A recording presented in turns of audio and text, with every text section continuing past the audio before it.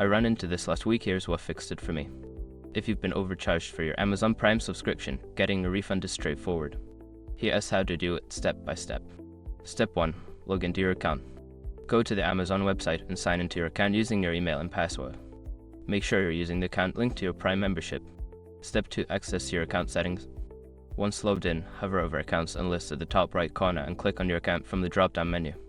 This will take you to your account settings. Step 3. Go to your Prime membership. In your account settings, find the Prime option and click on it.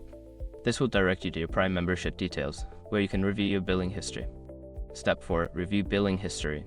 Scroll down to find your membership section and click on Manage Membership. Here, you can view your billing history to identify the overcharge. Step 5. Request a refund. If you spot an overcharge, click on Contact Us at the bottom of the page. Choose the appropriate options to report the issue and request a refund. Be sure to provide details about the overcharge. Remember, if you see a charge for a service you didn't use, like a late fee for a rental, it's important to mention that specifically when you contact support. I hope this helps you get your refund quickly.